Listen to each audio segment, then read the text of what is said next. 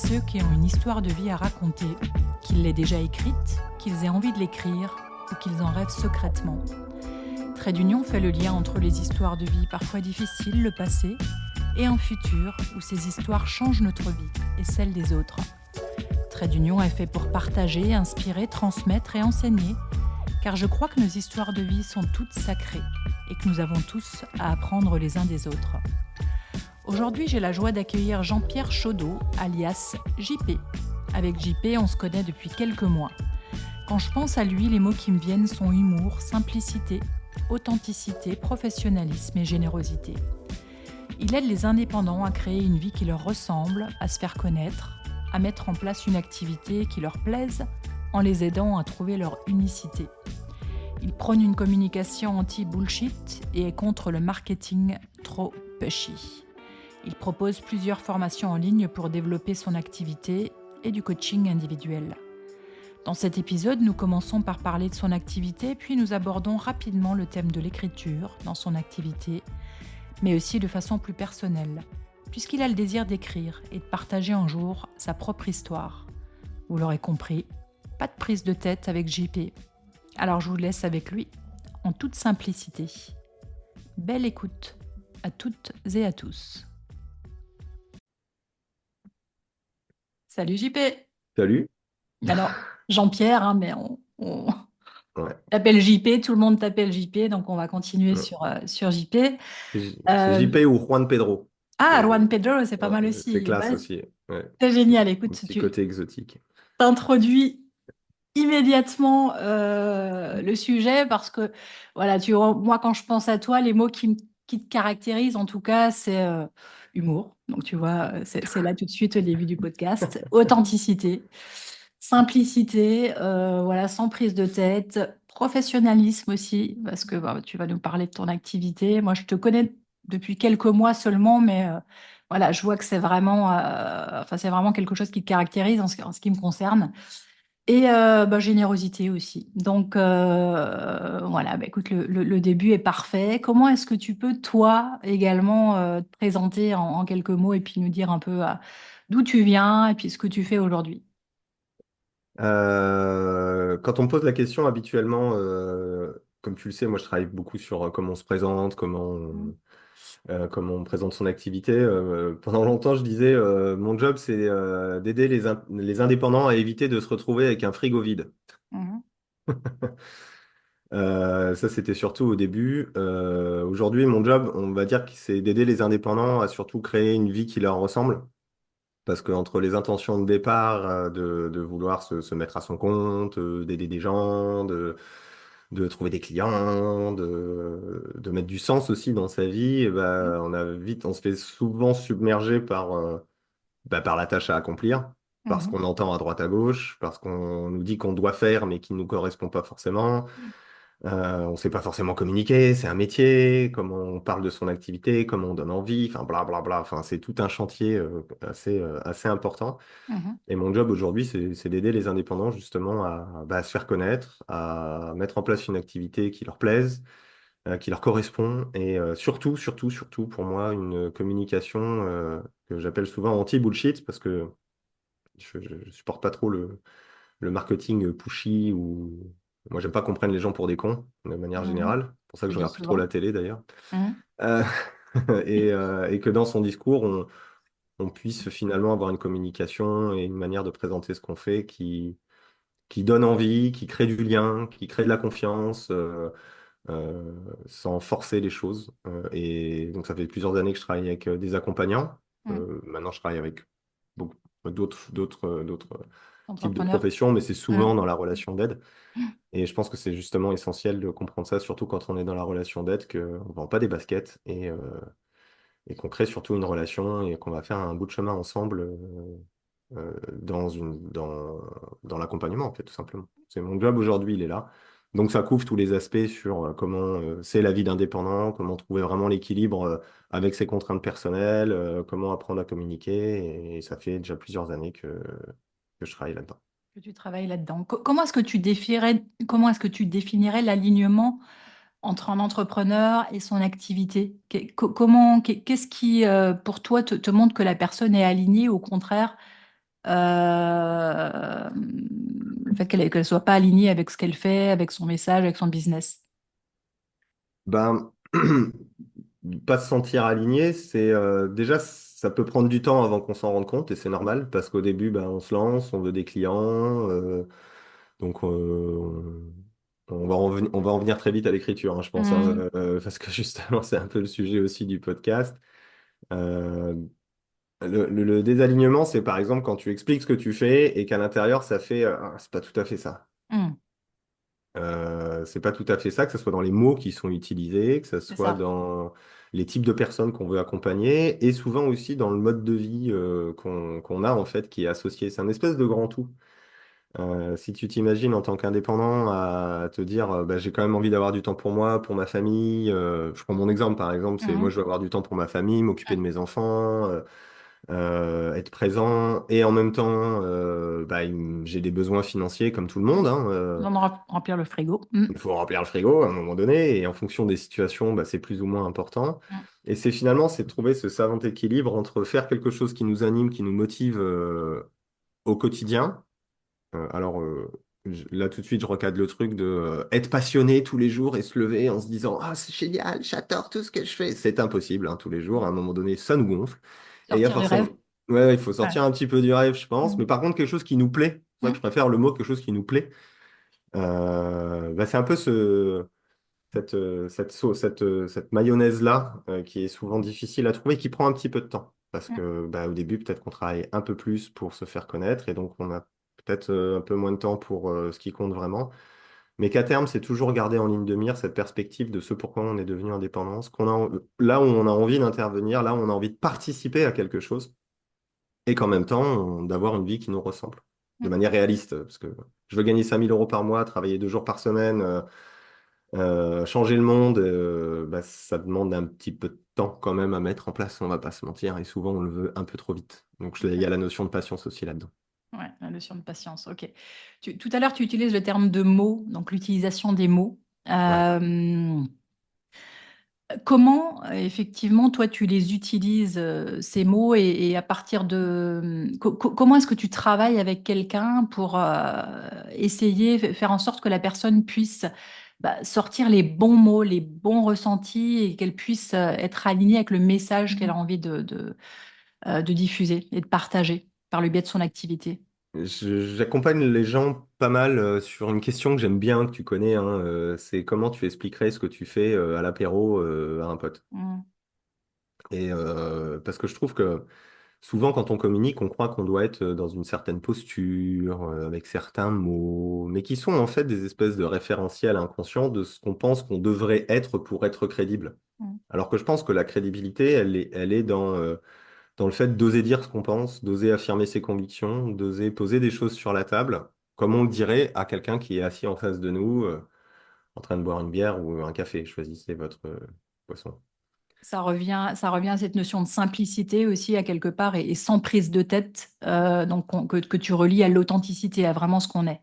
Ouais, exactement, mais ça passe par un chemin enfin, ça passe par une étape qui est assez difficile, qui m'a pris quelques années, hein, pour Mm. être transparent. Mm. C'est d'accepter qu'on ne peut pas être aimé par tout le monde.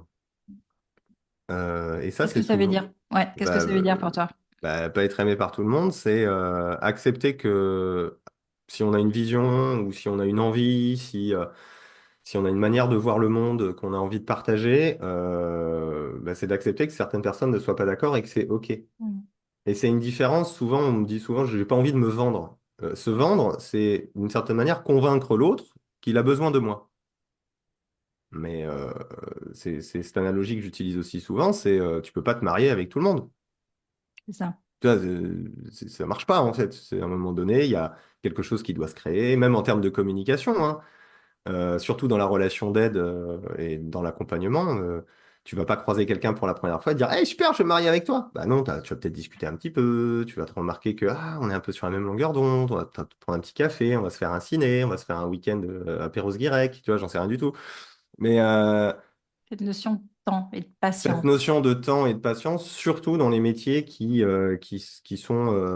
nécessitent un rapport de confiance fort, contrairement à une manière de communiquer plus classique, quand on voit un produit, tu as besoin ou tu n'as pas besoin, et puis Et puis voilà. Mais je pense que ce qui est souvent difficile, c'est d'accepter qu'on ne va pas plaire à tout le monde et qu'au contraire, plutôt que d'aller sur ce biais-là, c'est de se dire, je vais intéresser les gens à qui mon discours, ma manière de parler, ma manière d'être va rentrer en résonance et va donner envie d'aller plus loin. Comme le mariage et les relations affectives. Je trouve que c'est un très bon exemple. Quand on le rapporte aux relations affectives, on comprend tout de Ouais, suite, hein, généralement. On voit tout de suite que ça marche pas. ça marche Ce qui pas, veut, ce qui veut dire que se vendre, c'est une connerie, quoi. c'est une connerie. D'avoir cette quête ou de croire que. Mais c'est normal, hein, parce que c'est ce qu'on nous raconte, hein. Je veux dire, on a forcément au début cette impression de devoir se vendre, alors qu'au fond, c'est créer une relation, c'est créer quelque chose à un moment donné. Pour moi, c'est ça la communication, c'est ça. Là, pour le coup, ça nécessite pas mal de connaissances de soi, sur ce C'est qu'on ça. croit, sur ce qu'on pense, et ça passe souvent par l'écriture, qui est un très très bon moyen. Après, on peut le faire de manière personnelle, hein. Moi, Mhm. dans tout ce que je fais avec les gens, ça passe d'abord par l'écrit, quand bien même après, c'est utilisé à l'oral, en vidéo ou autre part. Mais c'est de connecter, en fait, finalement, sur est-ce que c'est des mots que tu utilises au quotidien? Ah ben non, je dis pas ça comme ça d'habitude. Ok, comment tu le dis? Et plus on va vers cette authenticité-là, plus on Le pose un peu ses message. convictions, son message, ce en quoi on croit, que ça nous anime, en plus que ça fait quelque chose, Mhm. mais plus ça se ressent aussi en face.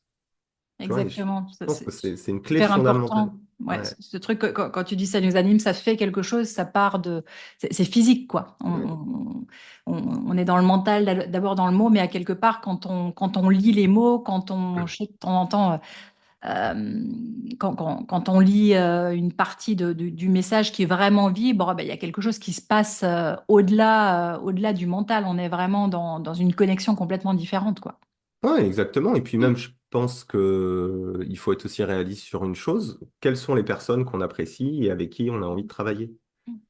Est-ce que c'est les gens chiants et lisses? Ou est-ce que c'est les gens qui osent affirmer leurs idées, qui sont animés par ce qu'ils font? On sent que quand ils parlent, qu'ils communiquent, que c'est vraiment quelque chose qui vient aussi des tripes et du cœur. On est forcément toujours plus intéressé que par des gens lisses et chiants. Il suffit de se balader sur Internet, on voit tout de suite la différence sur ce qui nous accroche ou non. Donc même nous, dans notre propre manière de fonctionner, on le sait déjà. Mais sauf que ce gap et ce travail de d'accepter finalement qu'on va attirer à nous des gens qui vont être sensibles à notre discours et qu'au contraire, on va pas attirer tout le monde pour le coup, ben, il est parfois un petit peu difficile, Point voire très très difficile, important. Ouais, voire très très difficile, point très mais je important. pense que c'est un travail qui peut faire une énorme différence euh, dans un épanouissement professionnel, dans un épanouissement personnel C'est ça. et dans une activité qui fonctionne purement et simplement, hein. Donc on voit bien le lien entre le travail perso, parce que tout part de toute façon toujours de soi, entre le travail perso qu'on va faire également en même temps qu'on grandit, qu'on prend des virages parfois à 180 degrés, là aussi, hein, dans la façon d'accompagner. Je crois que je sais pas ce que tu as peut-être ou quelques exemples de personnes que tu as pu accompagner et qui ont à un moment donné, grâce aussi à l'accompagnement, grâce à l'écriture, grâce au fait d'aller creuser à quelque part, ont changé de vision, ont clarifié en tout cas leur vision, ont pris des virages comme ça dans leur vie. Alors, des exemples précis, je crois que enfin, j'ai accompagné beaucoup, beaucoup, beaucoup de gens, donc je le vois plus quotidiennement Ouais. quand je fais travailler sur notamment apprendre à se présenter, en fait, hein, tout Mm, simplement, apprendre à présenter son activité. Quand ça mm, passe par l'écriture et après, bon, je le fais avec méthode dans un premier temps pour forcer justement les personnes à faire sortir d'eux. Ben, c'est drôle parce que par l'écrit, il y a souvent des prises de conscience majeures sur certains présupposés en fait ah oui. que eux présentent et que bah, finalement c'est juste le reflet de ce qu'ils pensent ou au contraire, ils ont écrit quelque chose qui n'est pas forcément le reflet de ce qu'ils pensent. Et en le posant par écrit, en le relisant, en le Mm, partageant, et c'est là où bah, il y a beaucoup de. Je fais des workshops ou même en coaching, on voit tout mm, de suite que bah, tiens, c'est rigolo cette phrase. Pourquoi tu as dit ça comme ça? Tu le dirais comme ça d'habitude? Ou... Parce que ça voudrait dire ci ou ça voudrait dire ça. bien sûr. Et c'est là qu'il y a des prises de conscience majeures, mais c'est Très en le inconscient. posant. Mm, C'est extrêmement inconscient parce que mm. les mots qu'on sort sont. Enfin, tu le sais, hein, Ah oui, ils c'est viennent pas de nulle juste part. le reflet Mm, absolu de tout ce qui se passe à l'intérieur. Et exactement. je pense que faire ce travail est assez indispensable et participe à la connaissance de soi. Ouais, super intéressant. Par exemple, pour les accompagnants, une question, c'est pour toi, le changement, c'est quoi? C'est quoi le changement pour toi? Bah, au début, en tout cas, il y a pas de réponse qui sorte, alors que c'est Mm. fondamental. Mm. Quelle est ta vision? Quel est ton regard? Quelles sont Mm. tes convictions? Mm. Qu'est-ce qui font que les gens changent selon toi, tout simplement? On va Et chercher rien. les croyances, les visions, les valeurs, etc. Vraiment, voilà, pour dessiner une cartographie à quelque part, et puis sans que ce soit gravé dans le marbre, mais à quelque part pour avoir une Ouais, c'est un point de photo, départ. ici, un point de départ. Ouais, il faut un point de départ, il faut un socle. Après, on évolue tous. Ce que je te dis Mm. aujourd'hui, je le pensais pas il y a 10 ans. Et peut-être que Mm. dans 10 ans, ça dépend ce que tu te prends dans la tronche hein, aussi dans la vie. Hein. Des fois, ça te recadre sacrément. Donc, mais dans l'idée, je pense que l'écriture participe clairement à une meilleure connaissance de soi parce que ça nécessite une introspection. Après, sans questionnement, sans accompagnement, c'est parfois difficile. Ah oui, parce que il y a ce regard de l'autre et ces questionnements justement de l'autre qui vont permettre d'aller Ouais, clarifier un mot, d'aller creuser un mot qu'on utilise peut-être depuis très longtemps, mais pareil, de façon très soit machinale ou une croyance, et d'aller porter un regard différent sur voilà, quelque chose qui était juste là par conditionnement, par habitude, voilà. exactement. Ouais. Puis, c'est un autre exemple, par exemple, les gens où je propose de travailler sur des premières versions de présentation, il n'y a que du jeu dedans. Mm. C'est rigolo. Surtout pour quelqu'un qui est tourné vers l'autre, Mm. qui l'accompagne, tu vois. Donc, qu'est-ce qui fait qu'il est dans le jeu, toutes ces choses. Et Mm. ça permet des prises. Je pense que l'écriture et le partage de l'écriture permet des prises de conscience assez majeures.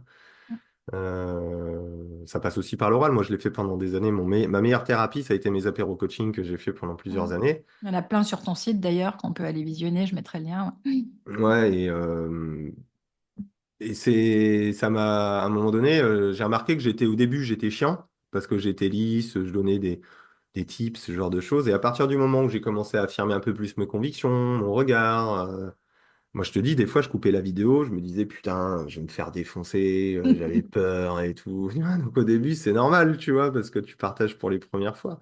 Pareil dans ma newsletter, au début tu te dis putain, putain, et puis après tu vois les retours. Tu vois les gens, des gens qui te remercient, puis d'un autre côté, il y a des gens qui s'en vont, et c'est là où tu apprends que finalement, ben, ça a une résonance chez certaines personnes, Mm. moins chez d'autres, et toi, ça te force d'une certaine manière à te dire, mais qu'est-ce que tu penses de ça, Mm. d'une situation, ou qu'est-ce que tu penses toi par rapport au monde, par rapport à certaines difficultés, à certaines choses, et je trouve que c'est un travail hyper intéressant, et c'est pour le coup, on parlait de qu'est-ce qui te plaît dans ton travail, ben moi, c'est ce qui me plaît dans mon travail, c'est Mm. d'aider justement à travers bah, les mots, à travers les mots qu'on prononce ou qu'on écrit, peu importe, Mm. d'arriver à révéler un petit peu l'essence de ce qu'il y a à l'intérieur, parce que ça génère une motivation, une envie, un élan Mm. qui permet de dépasser pardonne-moi l'expression, toutes les putains de contraintes de la vie d'indépendant, Mm. quoi. On va en faire un lien sur l'écriture, parce que les mots, là, c'est revenu à plusieurs reprises. Toi, Mm, quelle est ta relation aujourd'hui à l'écriture? Alors, on comprend que tu l'utilises beaucoup dans le cadre de ton activité. Est-ce que toi, perso, est-ce que tu écris depuis longtemps? Quel type de lecteur aussi t'es? Parce qu'on dit souvent, quelqu'un qui écrit, c'est aussi quelqu'un qui lit, hein. Il y a souvent, mm. quelque part, ces deux. Quelles sont les personnes qui t'inspirent? Bah, paradoxalement, je lis pas énormément. Mhm. J'ai lu beaucoup plus à une époque. Ouais, Je pense que mes contraintes de vie actuelles font que je m'endors au bout de 2 pages le soir, tu vois. Donc, je comprends. mais il y a pas mal de gens. Moi, il y a Mark Manson qui m'a beaucoup inspiré. Hein. C'est Mhm. quelqu'un qui m'a énormément inspiré. Et les courants stoïques aussi, le stoïcisme que j'aime beaucoup. Mhm. Euh, mais l'écriture, je m'en sers. Oui, à titre professionnel, pendant 2 ans, j'ai écrit des newsletters tous les jours. Là, j'en écris un petit peu moins en ce moment. Là, je fais une petite régénération créative, on va dire. Pour trouver mon style et Ouais. lâcher les watts, oser, oser, oser, oser, oser, toujours avec ce filtre. Est-ce que tu dirais ça à l'apéro? Est-ce que tu dirais ça à l'apéro? Oui, j'aime bien l'apéro, mais est-ce que Mm. tu dirais bien l'apéro, l'apéro? Est-ce que tu dirais ça en face de quelqu'un? Est-ce que c'est les mots que tu utilises au quotidien? Et en fait, à force de se forcer à faire ça, ça crée, ben, tel que tu me vois là, ou que tu m'entends en Mm. podcast, ou que tu me vois en vidéo, que tu m'as en Un coaching, que effet tu m'as de... dans la vraie vie, c'est la même personne. L'effet d'entonnoir qui, a quelque part, voilà, Ouais, va bien au cœur. et donc là, au niveau professionnel, j'ai beaucoup travaillé là-dessus pour trouver mon style, bah voilà, avec un petit peu de fun, mais en même temps recadrant, punchy. Et j'ai vraiment trouvé mon style qui est assez proche, enfin proche de Mark Manson, mais c'est un peu dans cette idée-là. C'est quelqu'un qui m'a beaucoup inspiré, même au niveau philosophique. À titre personnel, je m'en sers aussi énormément, notamment dans les périodes où c'est plus compliqué, où j'ai peut-être des émotions qui ressortent, où je suis en colère, ou je trouve que c'est excellent de pouvoir faire un état des lieux sur comment je me sens. Ça force à poser des mots, tu vois. Et généralement, bah, quand tu es un petit peu vénère par rapport à une situation, de dire qu'est-ce qui t'énerve, qu'est-ce qui se passe, qu'est-ce que tu as envie de conclure de tout ça, est-ce que tu as juste envie de dire putain, ça me saoule, de lâcher un petit peu les watts par écrit. Oui. Donc là, Euh, on est dans le journaling, hein. on est dans le journaling, ouais, Ouais. clairement. Mm. Bah, ça fait du bien. Ça fait énormément de bien sur cette partie journaling et je pense que c'est quelque chose qui n'est pas assez utilisé. Je sais pas ce Enfin, je le vois autour de moi, souvent je dis un truc tout con, et pourquoi t'écris pas là, sur ce qui te Mm. vénère là? Ah ouais, j'y avais pas pensé. Tu vois, Mm. mais on n'a pas un peu ce réflexe-là. Je sais que certaines Mm. personnes l'ont hein, beaucoup, hein, donc c'est pas Mm. une généralité, hein. Mm. Mais sur l'aspect du journaling, oui, et sur l'écriture, après, en dehors du journaling, tu parles de quel autre type d'écriture en fait? Non, je parle au départ, là, on partait du journaling parce qu'effectivement, alors moi, m'en sers depuis longtemps et je me suis rendu compte en écrivant, voilà, au quotidien. Euh, alors moi, quand les émotions étaient là, les émotions de colère, etc., mais aussi, tu vois, dans le merveilleux, je me souviens d'avoir écrit en pleine forêt, en nature, ou à un moment donné, il y a ces moments de connexion. Et je me suis rendu compte là aussi au fil des années que bah, cette écriture quotidienne, elle te permet à quelque part aussi vraiment de trouver une trame à quelque part et de voir bah, ce qui revient. Je vais pas commencer pour toi.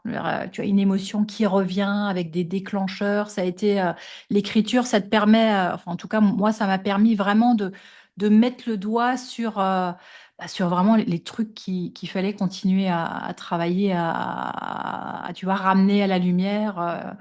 Je sais pas comment c'est pour toi quand tu écris. Est-ce que tu prends parfois, moi je revenais sur quelque chose que j'avais écrit il y a un an pour avoir le recul nécessaire et puis me dire, tiens, où j'en suis par rapport à ça aujourd'hui. Alors je le fais pas tout le temps, mais de temps en temps reprendre, tu vois, des cahiers qui datent d'il y a 3 ans, 4 ans, voilà, ça éclaire. C'est vraiment comme une façon de ramener le truc à la conscience et puis d'être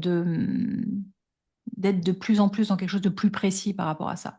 Oui, T'as raison. effectivement, je rejoins assez ce truc-là parce que je sais que j'ai beaucoup écrit ces dernières années Oui. par rapport à tout ce que j'ai traversé. Et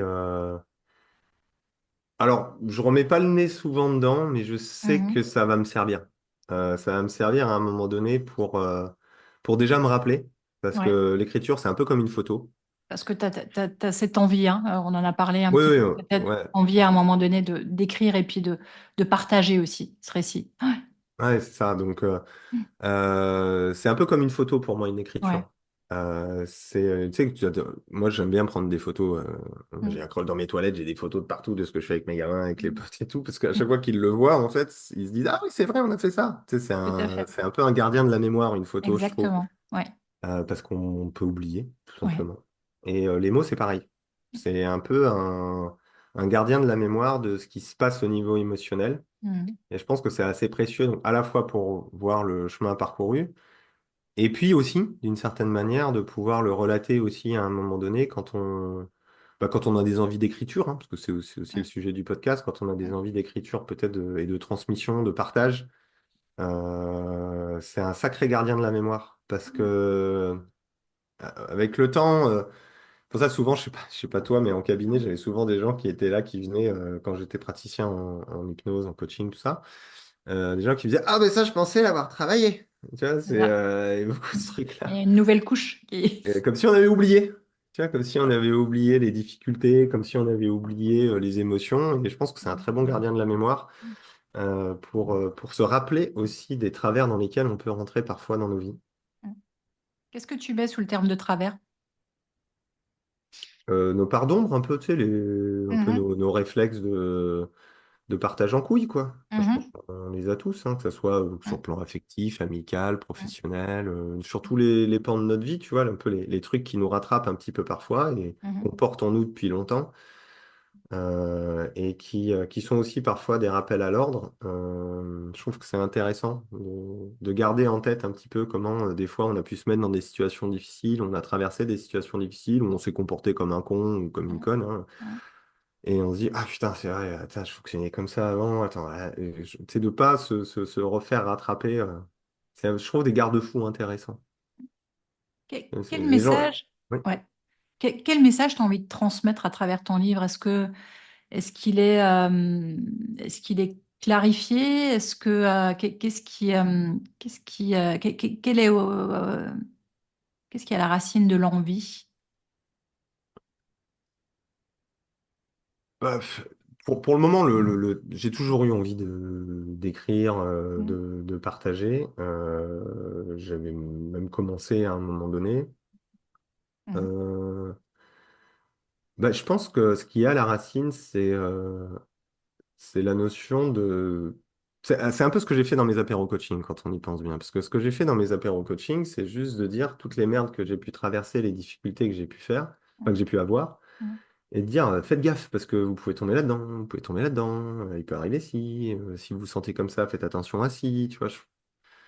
C'est presque de dire j'ai envie de transmettre un message au monde pour peut-être. Bah voilà, voilà finalement ce que j'ai traversé, ce que j'ai vécu, voilà comment j'ai réussi à pas tout à fait sombrer, ce que peut-être il aurait été intéressant de réfléchir et à la fois peut-être d'aider des personnes qui traversent les mêmes difficultés et qui ont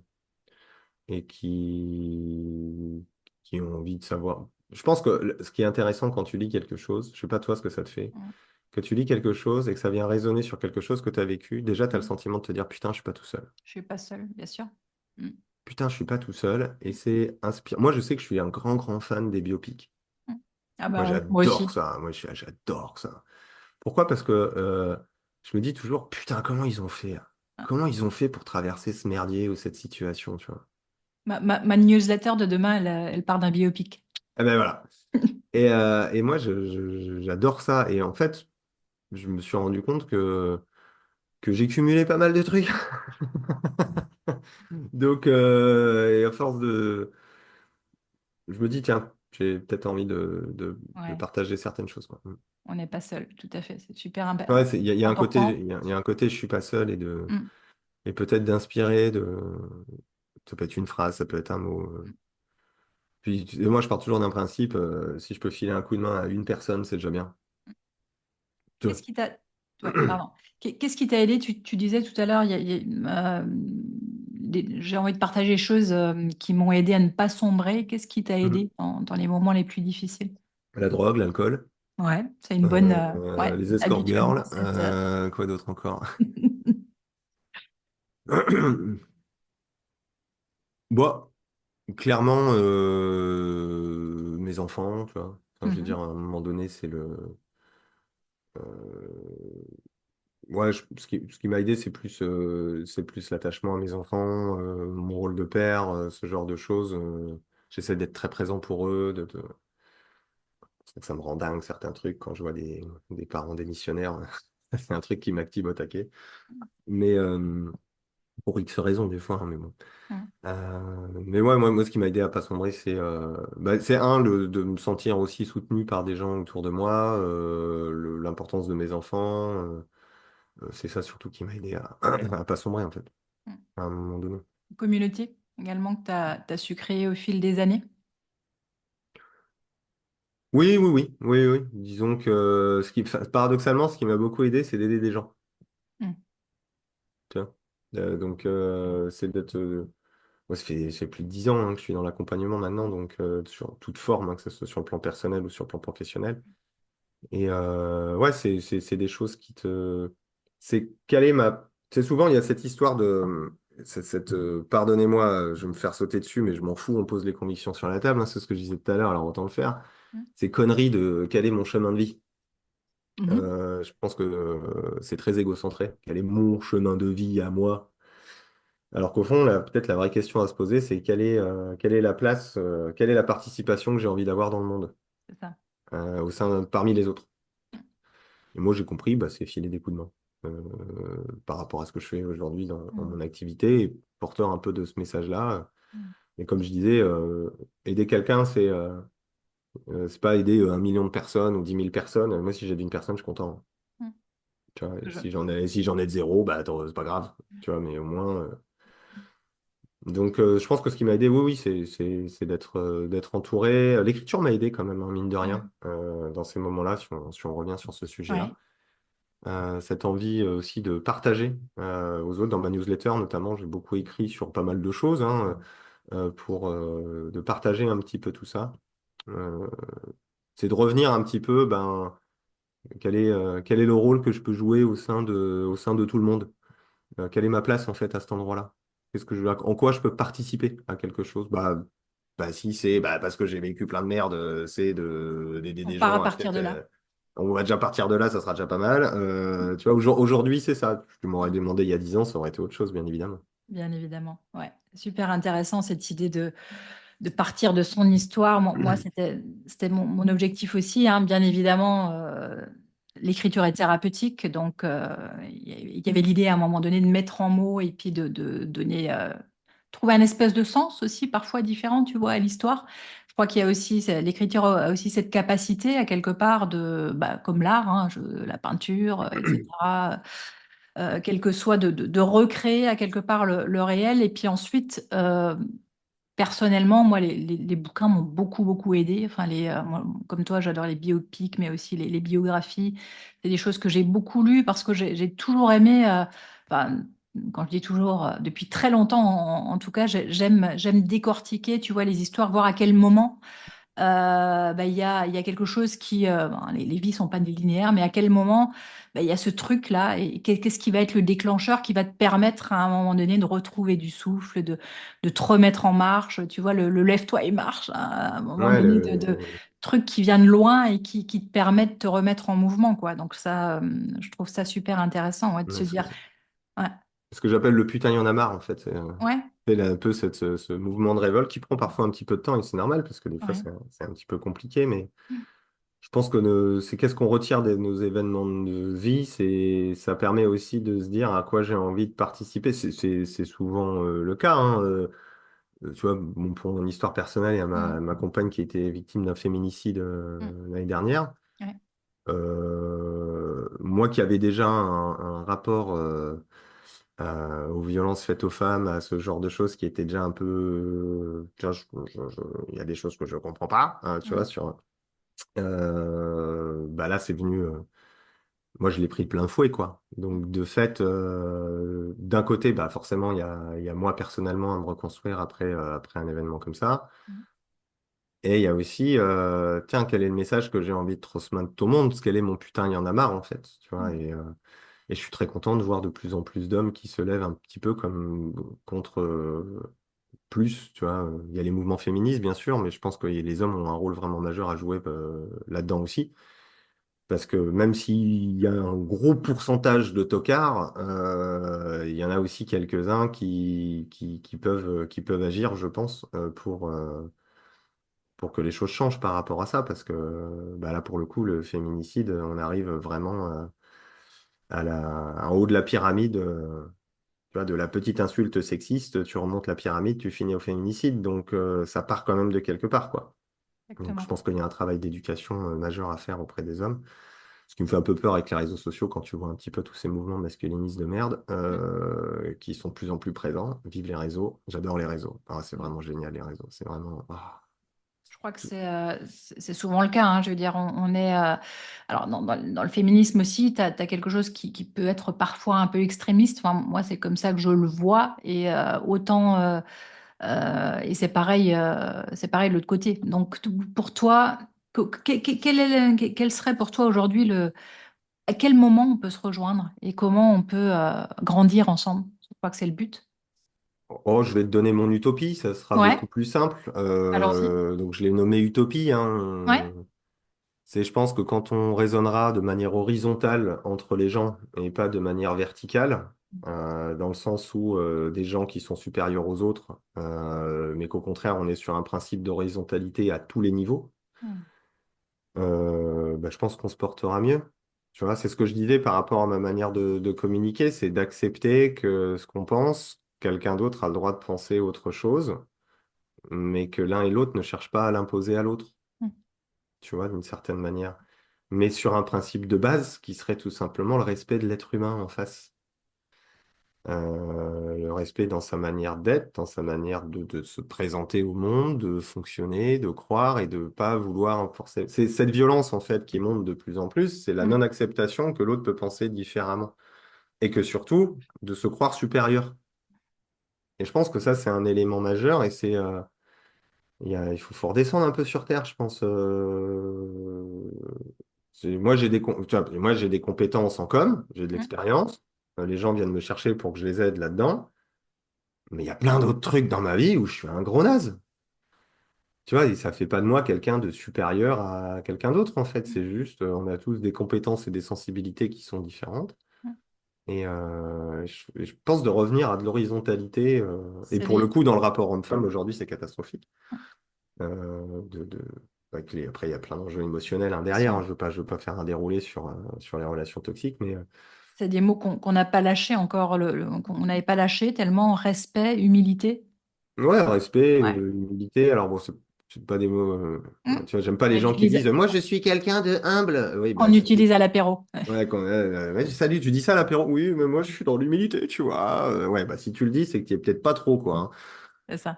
Mais c'est de revenir sur un. C'est pour ça que je parle plus d'horizontalité, tu vois, Mm. qu'on est tous. Enfin, ceux qui le voient le podcast, ils voient pas mes mains, mais Mm. on est tous un peu au même niveau et que. Enfin, c'est du respect, en fait. C'est du Mm. respect, sans rentrer dans de l'amour, tu vois, mais Mm. du respect, en fait. Tu vois, c'est juste. Mm. Tout simplement. Ça Quels sont... simplifierait beaucoup les choses. Tu vois, Ouais. et pour le coup, pour ça que je te disais au départ, moi, ce qui me porte, moi, ce qui m'anime, c'est Mm. d'arrêter de prendre les gens pour des cons. Mm. On en revient.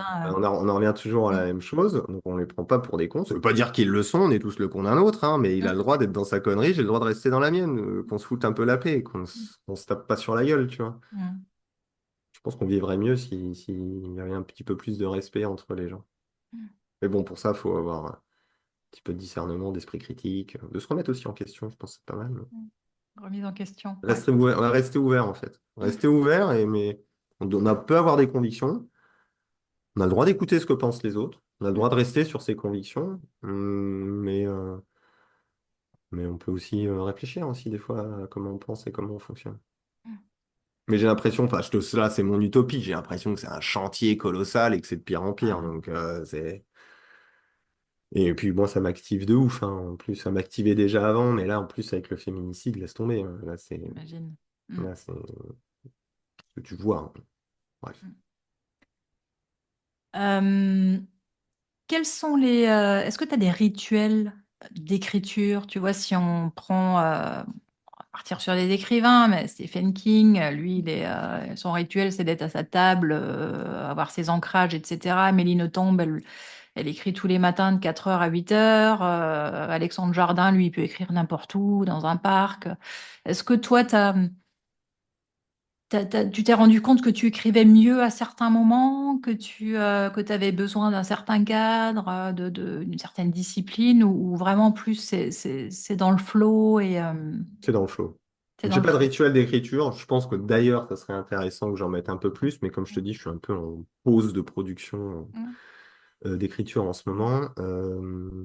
Puis je pense que j'ai besoin de maturer aussi certaines choses par rapport à ce projet que j'ai envie de faire, Mm. qui verra peut-être le jour que d'ici quelques années. C'est pas très grave. Mm. Mais euh, mon, si j'ai peut-être un rituel, c'est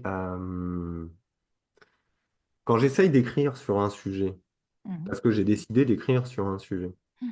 Je me sens souvent, des fois, ça sort pas, le flow, il sort pas, tu vois, Mm. ou c'est quelque chose qui est un petit peu plus factuel, mécanique, et j'aime pas ça, en fait. Moi, j'aime bien quand j'écris que je pourrais te le dire en face, en fait. Ça, c'est Mm. plus mon style d'écriture à moi. Donc, ça nécessite que dans mon rituel, je me connecte à une sensation que je vis dans l'instant. Et je trouve intéressant de se dire, quand on sait pas quoi écrire, d'ailleurs, tu as interviewé Laurence c'est lui qui tout le temps me dit ça.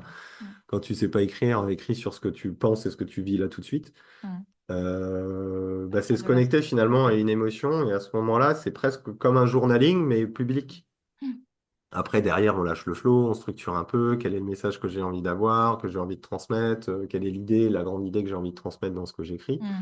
Donc c'est plus un rituel de connexion, d'une certaine manière, à une émotion ou à une envie. Et moi, j'ai, bah, même, allez, confidence, j'ai un rituel inconscient qui est quand je me réveille à 5 heures du mat avec une idée et que que je commence à écrire dans ma tête, il faut que je me lève tout de suite et que j'écrive. Donc c'est souvent comme ça que ça se passe, tu vois. Je connais très bien ça. Ouais. C'est celui-là, c'est je sais que. Toi, je l'ai eu ce matin, le flow, mais comme un Ouais. con, j'ai pas écrit, donc du Eh coup, ben ouais. c'est parti. Mm. Mais Pareil. habituellement, c'est ce que je fais et c'est là Mm. où j'ai les meilleures choses qui sortent, en fait. Mm. Mm. Tout à fait. C'est assez bah, plein d'artistes, hein, les musiciens. Oui. Je veux dire, McCartney, le jour, il reparlait de sa chanson là, Yesterday, qui est arrivée pouf comme ça, mais la nuit, quoi. Je veux dire, et, Ouais, c'est ça. voilà, de façon très. Après, je pense que c'est intéressant d'avoir une discipline d'écriture quand même Mm. un peu plus quotidienne, que ce soit un journaling personnel ou de se dire qu'on écrit. C'est plus de la discipline C'est un mot qui fait que. peur parfois. Ouais, mais Mm. discipline, ça fait chier tout le monde, mais sans Ouais. discipline, il n'y a rien du tout. Donc, Mm. je suis pas discipliné dans ma déclaration d'impôt, je fais de la merde et je vais me faire attraper, tu vois. Enfin, je veux dire, à Mm. un moment donné, la discipline, on l'a partout et tout le temps, quoi. Tu On te est lèves le obligé, ouais. matin, tu t'habilles pour sortir, tu vois, aussi, tu vois, c'est une Mm. discipline, hein, quand même personnelle. Ça paraît évident, mais au Mm. final, il y a plein d'éléments de discipline qu'on a quotidiennement. Mais dès qu'il s'agit de le faire consciemment, en termes de Mm. discipline, ça pose un problème alors qu'on le fait inconsciemment, c'est un peu dommage. Mm. Mais on a tous des disciplines personnelles. Mais effectivement, je pense que ça fait partie un peu du. Tu peux pas apprendre à écrire et à sortir les choses si tu n'écris pas régulièrement quand même.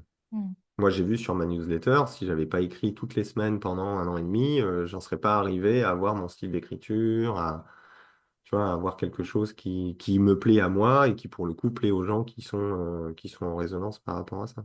Mm. Tout à fait. Mais pas de rituel.